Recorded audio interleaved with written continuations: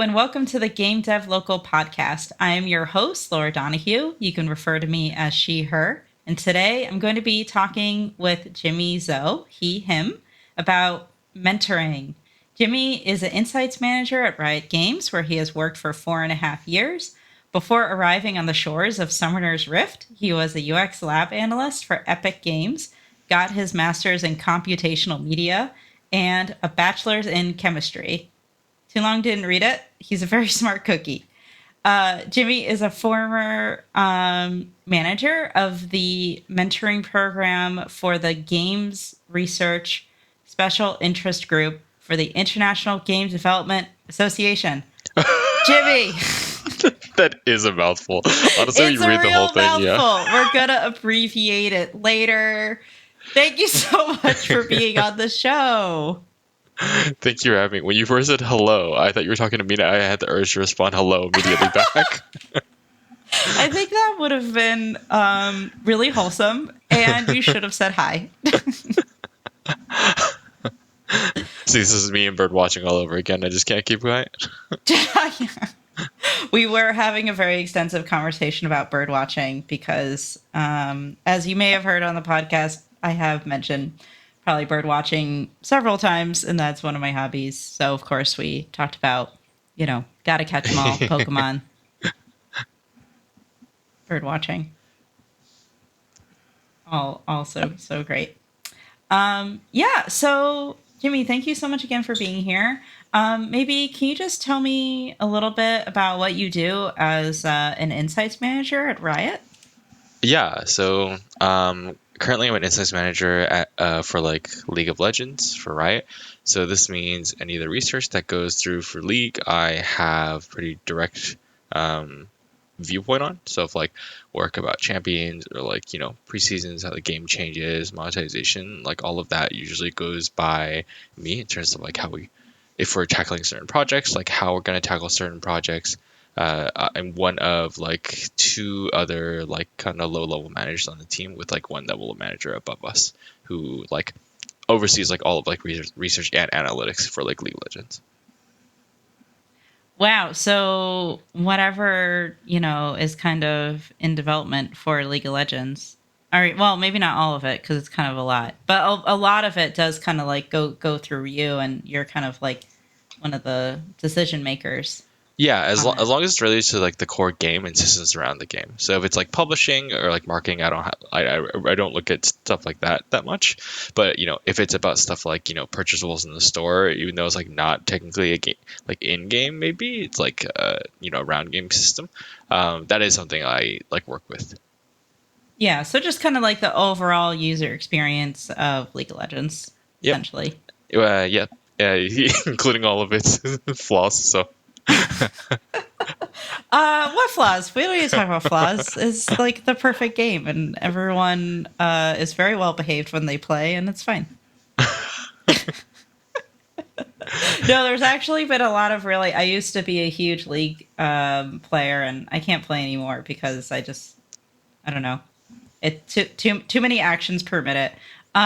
But I've definitely noticed a lot of different changes in terms of like the pinging system. I think is one of the big ones. Where you can communicate to players like where you need support or attack here and things like that. Yeah, we tried to make a lot of strides in the area towards that because we know how bad it can get. Obviously, like as people like make the game and also like play our own game a lot too. We definitely experience it. Yeah, for sure. And how big is your team? Um, Currently, if I'm including just like the insights team, which is composed of analytics and research, we are around 14 people. Back when I started, we were only around 3 people, so it's a pretty big change. Wow, it's grown quite a bit then. Yeah, like I used to be the only researcher on League gameplay for like 2 years. So Oh yeah, so it's really exploded then, huh? yes, thank God. Hiring more people with like diverse skill sets has been like particularly helpful because like I definitely couldn't handle like everything we needed like nowadays. So Yeah, yeah, definitely. But it sounds like you still wear, an amount of like different hats, having to manage people from like different disciplines. And do you still like, get involved with like research planning, or is it mostly kind of like the strategic kind of stuff?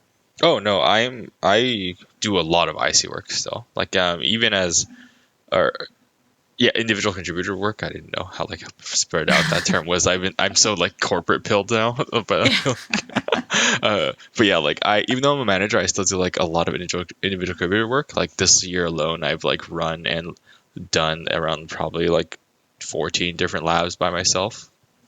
So like I would plan it all, and then I would like do some of the recruitment, and then like run the test itself, do the analysis, and then like talk to stakeholders. Like it's a pretty Oh, core part of my wow. job still. Wow, that's intense. Yeah, I find that part of it is like really fun. I think it'll be really hard. Like even if I go up as I continue to work, I don't really want to stray away from the game that much. Like it's fun getting to work with the devs and like getting to touch the game itself. Yeah, definitely. I mean, I've found that, I mean, I still do the vast majority of my job is also direct work as well. Although I, kind of, I also like usually like manage projects and things like that, but still conduct, interviews and diary studies and things like that. It's nice to be able to still talk to players and, you know, Yeah, see how yeah, they operate. yeah. One of my favorite parts of the job is like actually interviewing players one on one for like um, some of the deeper foundational work. Like it's really interesting hearing to really talk about the game. Especially in a setting where like people aren't yelling at them, and they get to like kind of express their interests and in a pretty like safe space in a way that they haven't been able to like before. Yeah, absolutely. Ooh, this is like turning into methodologies and differences with like, do you talk to individuals? Do you talk to people as a group? Do you observe? Okay, we're gonna put a pin in that. This is but this is yeah, no, really, really interesting. It sounds like so would you say like, talking to players is like what you like most about your job? Like what do you find the most fun thing about your job? Yeah, it's up there. I really like my team. I wouldn't have stayed so long if I didn't like my team. I have found that it's like it's not always quite so lucky. You get a team that like really meshes well together and then kind of like gets each other, and like works really well together. Like we have a pretty dynamic team that like regularly asks for input from each other all the time. We peer review each other's work all the time. Um, we try to be pretty strict with each other in terms of just like making sure that like good work comes out. So like I just really like the team that I work with, and I'm glad that it's been built up to like be like this after so long of just like working in a small team of three. Mm. Yeah, that's really great. That it sounds like you guys have a good like feedback culture, and part of that is definitely listening as a manager and mentoring and things like that. Um, and actually, that's kind of like the main topic that we're going to talk about with you guys today, or not with you, you're listening, but with you, Jimmy. So I want to look at this from like a few different angles. Because we've both mentored, and I've had a mentor, and so we're going to talk about this from a few different angles. But for now, Jimmy, can you tell me a little bit about like how you got into mentoring? um, yeah, that's no one's actually ever asked me that question. um, I got into mentoring a long time back. I think in the mentoring program, especially around like probably 6 years ago now. Yeah, around that time. I really got into it because I think a lot of people helped me out when I was first starting. Not in terms of like any official mentorships, but in terms of like all the people I talked to, I found it pretty valuable. Just like talk to a lot of people, get understand their skill sets and like where they kind of like fit within either the teams or like companies or like their own work and how it fits in like the overall like work that the company uses to like make changes, and then kind of leveraging that to like make myself better. So I always felt kind of the urge to give back, if that makes sense. To be like, hey, like I know none of us had an official relationship, but you've all been like really nice in terms of like just being okay with me answering questions that I might have, or like me bugging you about like meetings occasionally. So I wanted to have like a more official relationship with the people of the community in that way too. So that's when I started getting into like mentoring, and I found that I really liked it when I was first getting in. And even if I don't do it like right now, part of it is because like I mentor a lot currently in my role, so it feels like a lot more if I have to mentor too. But that's also why like I started running the mentorship program as well. Yeah, absolutely. And feel that. I feel like when, particularly since I was making kind of like a shift in careers from social work into UX research, I used, like kind of like more, I guess, official quote avenues. So, like having a mentor through UXPA, but also just, messaging people on LinkedIn and, just like, and utilizing like my network and stuff to try to figure out like what do like how do I like take these skills that are very relevant to research and kind of like transition them into that. And we actually talked a little bit about this. There was an episode that I just recorded not too long ago, about those kind of slightly like not necessarily unofficial kind of unstructured avenues of finding someone to learn from through like LinkedIn or more structured like courses and things like that. But we didn't get too much into mentoring, and so that's why I really wanted to speak to you, Jimmy, and I was just wondering, what do you think? You were saying that you may not be mentoring as much now, or rather, you're kind of like mentoring in your role as a manager. And I was just wondering, like, how do you balance that between, being someone's cheerleader, but also saying, like, hey, like, we have to get like a certain quality of work out. Like, how do you manage that? Um, I'm still finding that balance myself, of course, since I'm only recently a new manager of like I don't know, like a year ago at this point, a year and a half. But I've found that just being straightforward and setting expectations and guidelines like works particularly well. So like no one's surprised if like someone doesn't meet them or something goes wrong. Like you know that there's something to follow. So like even I'm kind, even I'm there to always make sure that they have like a safety net in case they fail, right? Like I always support the idea of like, hey, it's okay to like do work and it's okay to have that work go wrong, right? Like I want to at least create a space for you to like be able to like try it and learn something and understand like where you went wrong. The really only true things like, hey, if they don't like let me see certain stuff or like talk to stakeholders by a certain point or like have people involved in the process at like various points are the moments where I think like, hey, like this is where I have those like expectations and they should be like kind of like meeting those. So like those have really helped just being like really straightforward. I think one of my strengths is just being a really honest like manager. Like if you're not doing well, I'm not going to sugarcoat it, or I'm going to like try to like tell you this like directly, and also like to like discuss expectations and like where things might be going wrong in terms of like improvement areas. But also like I won't ignore the things like you're doing particularly well too, right? Yeah, absolutely. And it all kind of ties into, active communication and expectation setting and things like that. And, I think this is particularly useful for, folks listening who are, part of an indie studio or are in the process of like, starting an indie studio. I think people could have, be extremely talented in, whatever kind of subject area. But also, especially if you're a founder, setting expectations, for like communication and like quality of work and also like being that support for everyone else is like, yeah, crucial. Yeah, so I would actually really like to also talk about the oh geez. Okay, I'm gonna say it again, and this is a real mouthful. The International Game Developers Association Games User Research Special Interest Group Mentoring Program. We're gonna call it GUR Mentoring Program for now because Yeah, I really hope they never change their name again just for you.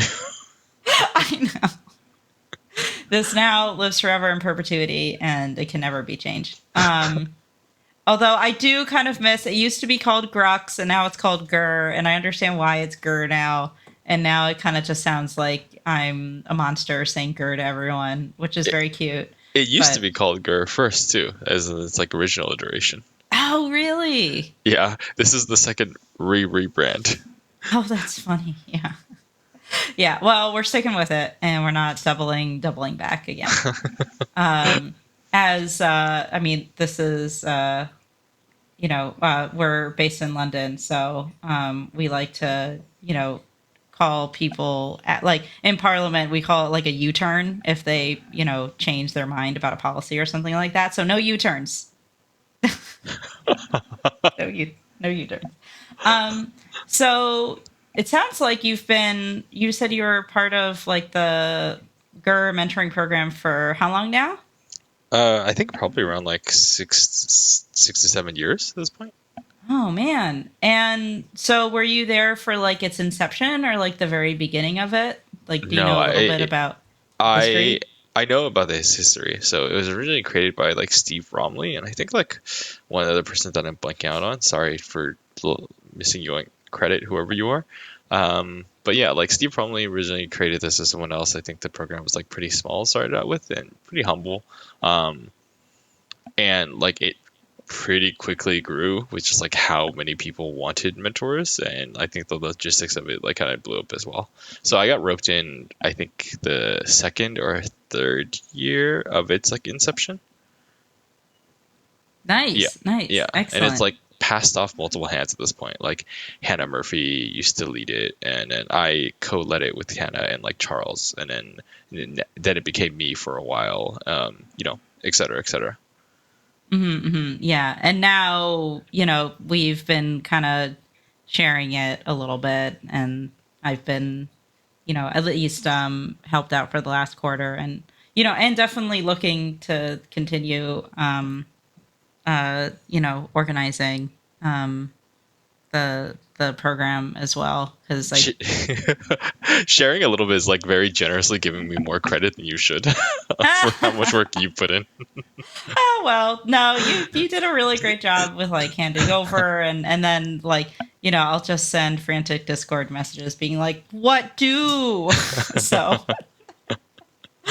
no it's been great but yeah I'm really curious because there are all sorts of programs out there and things like that so, what kinds of, and just like in general, like what kinds of opportunities do you think this program has that would benefit mentors? Because I think, a lot of times, I think it's pretty obvious what mentees get out of it. They're able to speak to an industry professional and learn, how to navigate their way into either a first role or maybe they're kind of like a mid senior looking to learn new ways to kind of like hone their craft but from like a mentor perspective like what kind of benefits do you see for like for mentors being a part of the program.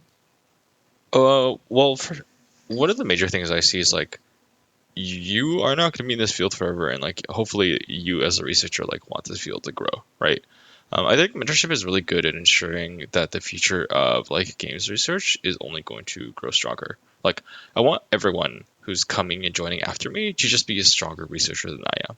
Like one who's more like empathetic towards players, like one who's more knowledgeable in craft to understand like some of the pitfalls that maybe I didn't when I was starting out. It's like have that kind of success in industry. Like I think that's really valuable in not only creating a strong community, but like making sure that your craft follows like maybe like more rigorous like quote unquote like science, right?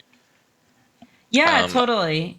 Oh yeah, keep going. You're doing yeah. That's one of the major things. I think that so the benefits for like the mentor themselves, it is I think really dependent on like what you might be looking for. Because like I think the way you can structure is like you get a little bit of taste of like managing from it, not a lot, but like you kind of get a sense of like how much you like being involved in like not only someone's learning but someone's like career path as well. Because like ultimately that is what the mentorship is to like a lot of the mentees, is like kind of working at that career path. So like if you center around that and you center around learning, it gives you a tiny look into the idea of like what it's like to potentially manage or like even or mentor someone unofficially in that capacity of like in a company, who's like someone who's like just entering, right? So like for the mentor who's like kind of curious about like whether they want to go into management, or like wants to just like help the next generation, I think the mentorship like being a mentor is like a really good opportunity for those people. Yeah, and I love all of those points. I mean, I think it's actually really great that your first point was kind of like strengthening the field and the craft of being a games researcher. I think what I particularly love about the program is how, on the one, it's very specialized because, I think games, I mean, a lot of UX research principles, there's a lot of overlap between games research and general UX principles. But actually having it specialized, in an industry that is quite different compared to others, I think is really unique and extremely important, particularly where it also kind of comes to, I think, like standardization as well. I feel like as user research is still kind of like a new ish, not as new, maybe, I think the first user researchers are around, I don't know, maybe it's been in the field for like 30-ish years, Oh God, which I I don't even guess, know if it's for games industry. I don't even know if it's been in the field for 30ish yeah, years. maybe not for games, but certainly in like other Yeah, areas. And then, like tech. people Yeah, are like, oh, well, is research and marketing the same thing? Because there's market research. And it's like, no, not quite. Um, and so I feel like having, these programs and mentors to kind of pass along those messages of, this is what it means to be a games user researcher and the skills that we need to hone in and the language that we should be using to make sure that that knowledge and skills, kind of carry on, and that knowledge is, like shared. yeah. Like especially as some of the stuff that you learn is like mainly done in companies. Like it's really hard to expect some of the people like just joining to like know certain stuff, right? Like, can you really truly comprehend what it means to like survey 1% of the population when you're like used to working with like really small sample sizes, right? Like that kind of stuff is just like you don't really think about it, but it's like good to know. Like, like I made the mistake of like oversampling like my players before, accidentally like sampling at 5% and be like 5% isn't large, and it's like a lot of fucking people play League. Yeah. That's a lot. It's a lot. And I think about retrospectively, I'm like, holy shit, I can't believe I did that math in my head and thought that was okay. Yeah, so it's good to like have a soundboard, I mean, that's definitely something you could go to with a mentor, or, or now you have a larger team, so that's really helpful. But, especially for folks in like indie games where it might just be you, um, it could be great to have a mentor and see like, do I actually need to survey like 1,000 people to make sure that I'm, my core loop is like makes sense and is engaging and interesting, like, Yeah, or is that yeah. overkill? Yeah, those kind of problems come up a lot. It's like hard to understand them when you haven't like worked in that space. So Yeah, no, yeah, totally. So having that can be really helpful. And then the second thing you were talking about with just helping, especially newcomers to the field, kind of get their foot into through the door. I think mentoring can be a really great kind of stepping stone for those folks. And also getting it for mentors, getting kind of like a taste of management and leadership skills as well. Though that's not necessarily to say that, you know, as a mentor, I don't pretend to know the answer to absolutely everything. And that's actually one of the things I really like about being a mentor is that it challenges me to really be self-reflective about my practice and to help, kind of sift through and articulate, what I believe is good practice in UX research and have those conversations with my mentee. Because usually through those kind of conversations, I actually start to learn something new or at least find a new way of explaining, a concept, a methodology, etc., that is most helpful and like applicable in that moment. Yeah, exactly right. Like I find that if I can't explain my thought process or like how I came to something like coherently to one of my mentees, I probably couldn't explain it to my stakeholders in that same way. Like it would be really hard for me to like convince a stakeholder if I can't even convince my mentee of like what I'm doing is like reasonable or like it sounds okay and is understandable. Yeah, and that's a really important skill to have, particularly with stakeholders. Whether if, that is someone who is funding the research or, a studio for indies, or it could just be people in your team. When research is commissioned, it usually comes from, a need in some sort of branch of like production and development, and you need to have then some sort of or not some sort of plan, you need a plan that is well thought out and articulated and explained to stakeholders to get that buy-in, and to make sure that at the end of the day you're collecting the right data and getting answers that lead to action. Yeah. Because if you don't do that and you kind of just go off and do research and I don't know, maybe you find some interesting things, but if they're not going to be particularly actionable or useful at this time, then then that is time gone and timelines pushed back and people are sad. Yeah, it's like a hard skill to learn, right? Like it's one of the skills you learn by like running into that wall. And like honestly, I'd rather run into that wall in an environment that doesn't, like potentially have affected my career trajectory. Yeah, absolutely. It's good to, to make those mistakes and own up to them as well as part of like that, professional development process. Mhm. And thinking about the program a little bit more. So I know you've kind of like taken a step back from like running the program, and I can kind of speak a little bit to this. I mean, I've only been running it for like a quarter, coming up to the second quarter. But what's it been like running the mentorship program, and like what do you look for when you're kind of like matching mentors with mentees? I'm looking. I think for the mentors and mentees, it's different. The mentors, I'm perfectly happy to like take anyone with a modicum of like games industry experience. And for mentees, I am looking for someone who shows interest in the field, who's shown that they are willing to do the legwork in the beginning if they don't know much about it. Like who has like ideas in mind for like where they want the relationship to go, like who they're looking for, like all of that creates, I think, a much easier person to like pair with compared to the person who says like, I'm just happy with anyone, and like I like haven't read too much of this, but I read like a few things here and there, and I'm just like curious about the field, right? Like that's a little harder to like work with, especially when you compare it to like someone who knows like pretty closely what they want, and like how to kind of like adjust the dynamic between the two. Um, What makes it difficult when mentees, because for kind of everyone else's edification, the way that works is typically mentees, like we have a suggested reading list and all sorts of resources and things like that for them to kind of review and kind of hone in kind of like the foundational skills of being like a games researcher.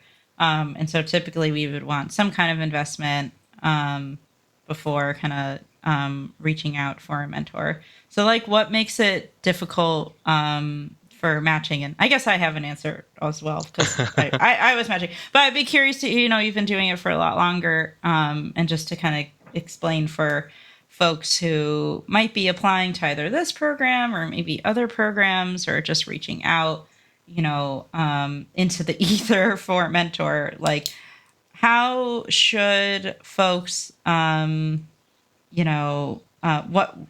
what helps in terms of like information to have when matching, or like if someone were to kind of message you or a potential mentor on LinkedIn or wherever, like what information should they include that'll make it more likely that they say yes, or I can't but maybe this person can.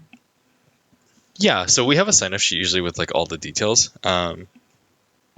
Usually I'm looking out for like people who have like pretty solid descriptions of who they are as a person and where they are in their like kind of career path. And like it's fine if you're a student, right? Like I perfectly don't mind if you have no experience and you like you're not even in the field at all. You're like in something some like semi-related like study and like you're interested and you've done like the work for this. Like that's all fine. Like as long as you paint that like clear picture for me, because I'm really interested in the type of person like who can work with the mentor to like create that relationship. I find that a lot of mentor-mentee relationship like struggle when it's actually like the mentor or the mentee doing like all the work. Um, Mm, like if the mentee comes up with nothing, the mentor has to kind of like structure like going like, okay, like do we want to talk about career? Is it like craft? Like do we do like how do we think about this and like improve like help you improve within like these 10 weeks we have, quote unquote 10. Like if you choose not to like extend the relationship, right? To like help level you up or like help you get closer to your goals, right? Like it's not fair for the mentor to be constructing all of that when the mentee like benefits a lot and like is the person who knows their life and knows what they can get out of it. So like I'm looking for like that kind of person who can act as a partner in the relationship. yeah, absolutely. And I love that kind of description as, act as a partner, because there is, a level of preparation effort that a mentee does have to put in, that kind of like self reflection of, well, where do I really, where am I looking to develop? And, I think particularly for, and just looking back at like when I was a student, it's like, I just want to learn everything. And that enthusiasm is wonderful and we love it. But it's also quite difficult to work with as a mentor because it's like, well, everything is a lot. And you might It is a lot. actually, everything is everything. And you might actually not be giving yourself enough credit because there are some things that, you have strengths in. And, reviewing that or, kind of going through, this passage kind of like blindly could lead to, oh, I actually knew that. Or, it's not particularly helpful to learn about stakeholder management right now because I've like never run a play test before to begin with, right? Or like I've never managed a team before, or etc. So it's good to know, what kinds of skills you're looking to like develop and level up, and then the mentor can work with you on that. Yeah, like I that's just kind of the things I've like the information I figured out along the way. It's just like just watching all these relationships, I really feel much more confident in how it's going to work out. Like if the mentee has like a clearer picture and like kind of targeted goal. Yeah, absolutely. 100%. It's super duper helpful to have that. I think that's what's really nice about this program in particular is that there's a whole, I mean, I think it's called like a contract, but it's not like really, it's like, don't be scared. You're not like signing your soul away or anything like that. But it's really helpful to, to have that and to set the scene and, for that initial conversation to explore, well, where do you see your growth areas to be at this time? And where do you want to be in, by the end of the program? Like, what kinds of skills and knowledge do you want to have? Or, what are you currently working on? Is there a way that we can integrate that, whether if it's, a personal project or something at work? And, having that kind of like foundation is really helpful for, as particularly if, some mentors are able to carry over the 10 weeks. Some want to, maybe just keep mentoring new people so that everyone kind of gets a chance to be mentored. um, it's all kind of like expectation setting at the start of that relationship. Yeah, I mean, well said. I don't really have that much to add to that. Yay, thorough. Uh, thorough rambling. That's what a podcast is all about. I think it would be good to maybe like kind of summarize, what we talked about. And, everyone loves a numbered list. So let's like make a numbered list of like top tips for mentors and mentees. So what would you say are your, and I can contribute to the list too, your top three tips you'd give to like a new mentor? A new mentor? Oh, okay. A warm up introduction period that is longer than 5 minutes, like an entire meeting dedicated to it, is actually really helpful in terms of like just scoping out exactly what you're going to go through within these 10 weeks and recognizing that that's like, a hopeful timeline rather than a set one.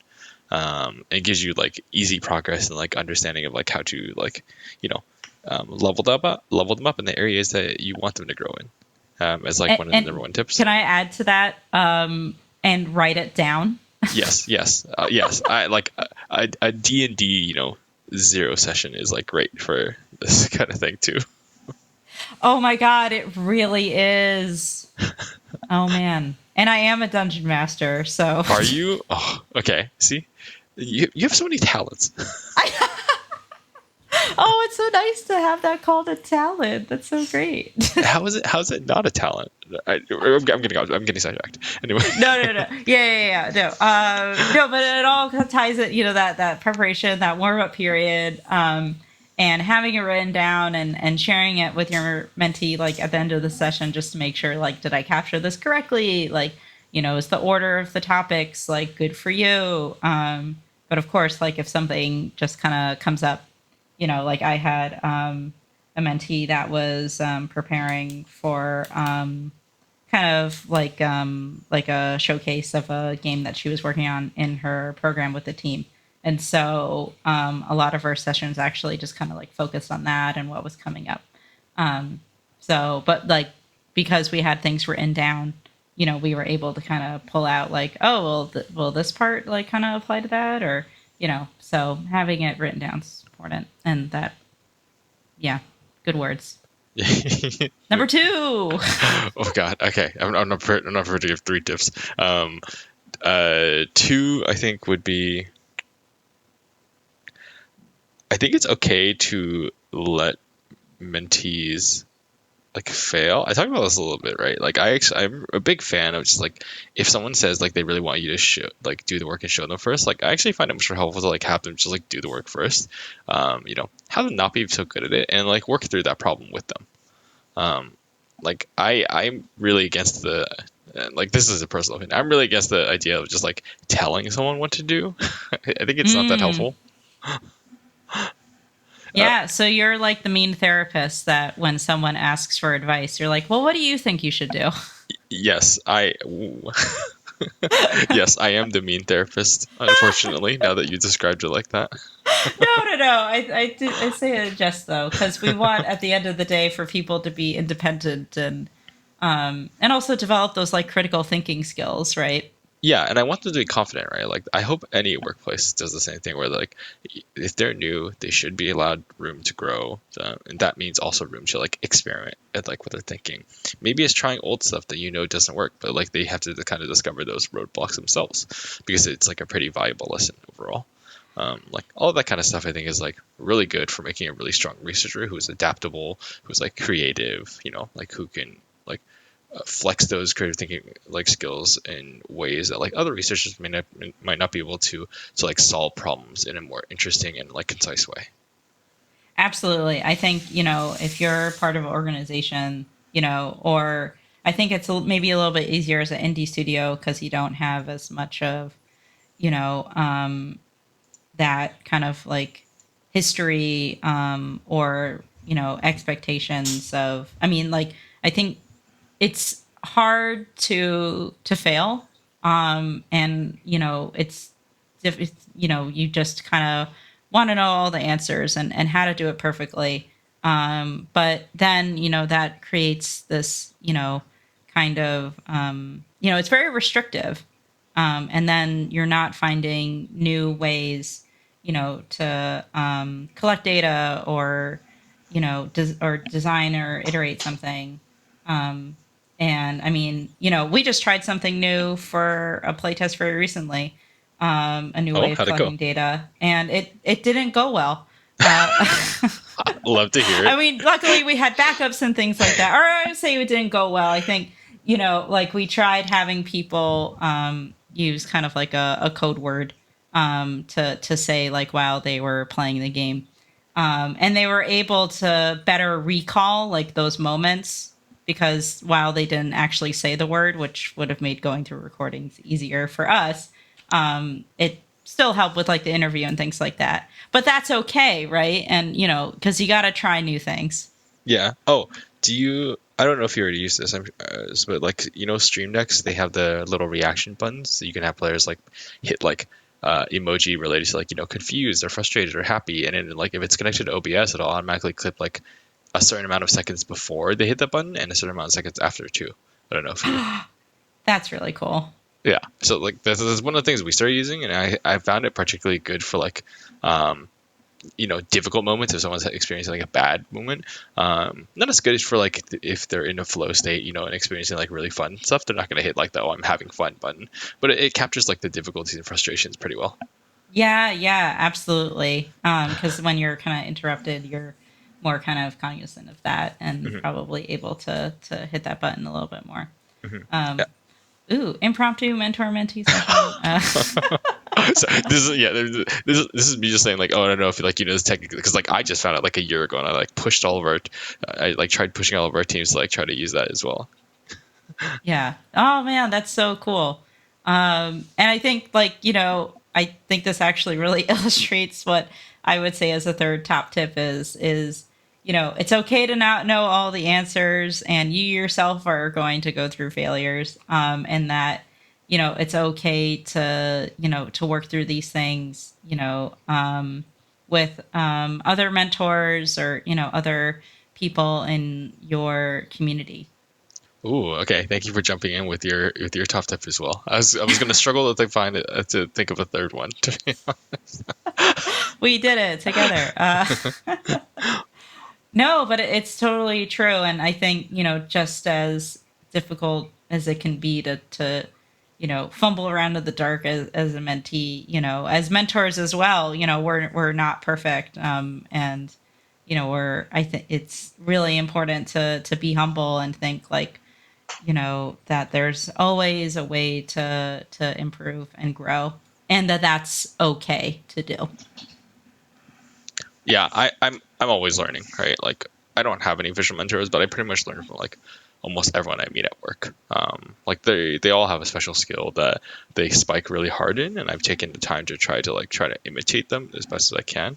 Some people are really good at delivering the results in the end. Some people are really good at translating like, key goals into like actionable like questions you might have on surveys or like methodologies. Everyone's good at a different thing. Yeah, and it's really good to recognize what those skills are as well, particularly in, whether if you're a two-person team, or you're a slightly larger indie studio, really learning like who you can lean on for certain things, and pieces of work is really important because, teamwork makes the dream work. Yeah, it's Yay. exciting when someone's better than you. I think it's always a good opportunity. Yes, absolutely. It should never be like threatening, like, ooh, no, like I need to get good at this thing now. It's actually like, here are my set of skills and, and I can grow in a way and I can learn from this person and, and this person can also shine and be amazing and have these like subset of skills that, just make everyone just makes it all the better. Yeah, exactly. 100%. And then what would you say are your top three tips you'd give to new mentees? Number one, come in with a firm idea of what you want for this relationship. I already talked about that a lot. Um, Number two, don't only focus on career related stuff. I find that like when people only ask about like, oh, how do I break into the games industry, it misses on some of the fundamentals of like what they're not showing off in terms of like either their resume or like the cover letter or just like their skill set, right? Like it's a lot harder to work with like how do I break in versus like how do I like shore up weaknesses in like my craft in the moment, or like what does industry do that I might do differently could learn from. Um, that should always be like getting into the games and it should always be accompanied with like improving yourself in a certain way, not just in like perception or like how to draft like a resume. 100%. Because also, when you draft that resume or cover letter, you're going to have to back that up with, at least not necessarily knowing everything, particularly if you're new. A good studio is not going to be looking for that. But that you've turned over these, you know, methodologies and skills and processes in your head, and have able to demonstrate an understanding and like growth in those areas. Yeah, like even if we help you make your resume better, like you still have the interview portion to go to, and some of the interview portions are kind of brutal. Yeah, yeah, for sure. Yeah, so going in with a plan, I think that's really good. Mhm. I think trying to think of a second tip for new mentees. Um, I think just like being respectful of your mentor's time, which kind of goes into planning a little bit, but also just being aware that your mentor's probably very busy. Doing they might be mentoring other folks or managing, or I don't know, being roped in to volunteer for five other things. It me. Um, and so just being aware that that the and making sure that while you're kind of like maximizing that time with your mentor, that you're also being respectful of um maybe that they have lives like outside of this relationship and may not be able to respond urgently to email or Discord or wherever you're communicating, and to just stick to whatever kind of cadence of communication or like meetings you have with your mentor, and just kind of like managing like expectations there. Yeah, definitely agree with that. And I think another one is probably just like your mentor isn't perfect, and that's okay. And you're not gonna learn everything from them. Like they probably have areas they're weak in too. Um, like the mentor relationship is not meant to last you for life, or even like more than a few years. Honestly, like I said, like so many people have just different skills that aren't easily recognizable right away. But you eventually learn after like watching people like what they're like particularly might be particularly strong at, like where you want to improve as well, and like what you can get from these people, right? So like Mm. eh, you may have a relationship with one mentor, but be open to like jumping around and like experimenting and like finding out with more mentors as well. Yeah, absolutely. I think with any kind of like mentor mentee relationship, it's actually I think really productive to have some sort of end goal in mind, so that you're kind of motivated to like use that time, the most in the most kind of like effective way possible, because these things can't last forever. Of course, like the kind of like general relationship can, and I still get like messages and emails from folks I've spoken to 2 months ago, 5 months ago, a year ago. And I really love those. And it's definitely not to put anyone off and say, like, don't talk to me. We're done Oh, mentoring, yeah, yeah. you Like know? you don't have to go, you don't have to break off cold turkey, but like I think sticking with like if you say like this mentor is good enough and I'm gonna stick with them for like 2 years, I would actually urge people to like try going to a different mentor after like half a year. Doesn't mean you have to break up your old relationship, but it's interesting to try to like talk to someone new and understand like how they approach problems too. Absolutely. 100%. Um, and then kind of thinking about, again, because this podcast, a lot of people, are working in indie game studios or thinking about starting a studio and things like that. As, kind of like a manager and mentor, and, what kind of advice would you give to folks who are looking to start a studio or might, be wearing like 5 million hats and are like, I have to answer everyone's questions and be everyone's manager. Like, what do I do? A few things like for me, I found out managing and mentoring aren't necessarily like the same thing. I found that some areas where I cannot mentor my direct reports in because I think that area is like especially strong, and I may be like, close to them and maybe not like better than them by that much.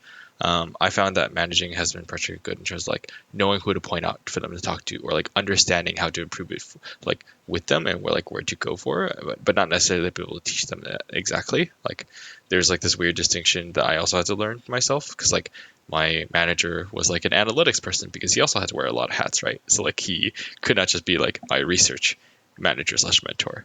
But he really helped me in like career growth and understanding like how to grow not only just like career but like in craft too, because he could tell me like who to go for, like or recognize areas that I actually was weak in craft. Like you'll find that people are able to point out when you're bullshit if you're like not really good at storytelling with like research results, not Mm-hmm, just from like researchers.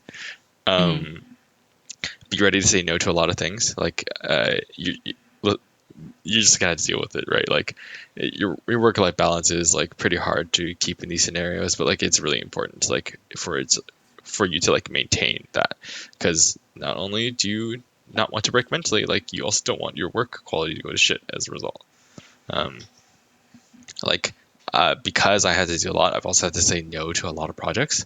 You become like you have to get good at like decision making and like recognizing that all of this is kind of a zero sum game, right? Like when you do one project, you're gonna trade off for another. Be ready and willing to like make that call and reason out like why you're making that call. Especially if you're in a like small team. Like even though I work at Riot, like I have experience in those like really small teams where we had to like make really pivotal decisions about like what's most important. That was incredible. And you could just keep going and be like, uh huh, uh huh, uh huh.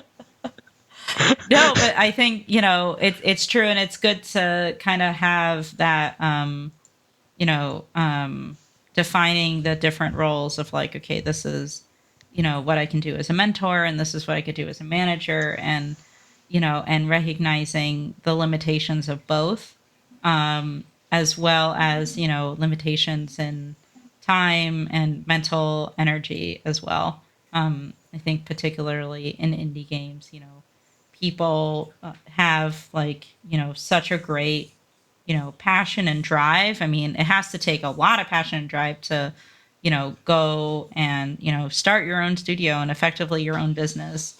And, being able to, you know, say no and, understand, the process of like scoping, not just your game development, but also, your team and their skills and talents and where you can kind of support them in different ways, whether if that's, upskilling them directly or pointing them to resources where they can upskill further is crucial.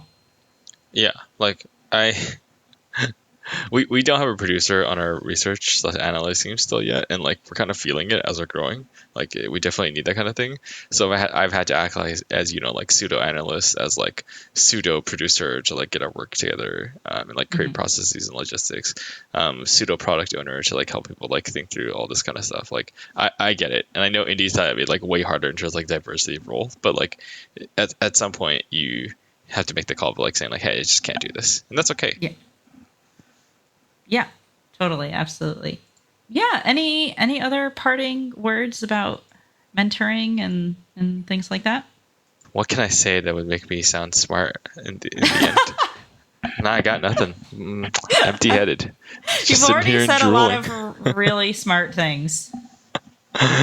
Very kind of you to say, but I like to think I have those like nuggets of wisdom sometimes in my like completely like empty head. Yeah, I mean, I just might say really quick, this isn't really a nugget of wisdom or anything, but go out there and find your mentor or go mentor. Particularly for people that mentor, we always need more mentors, Oh yeah, oh my and god, you we need mentors. probably yeah, we always really we're so desperate.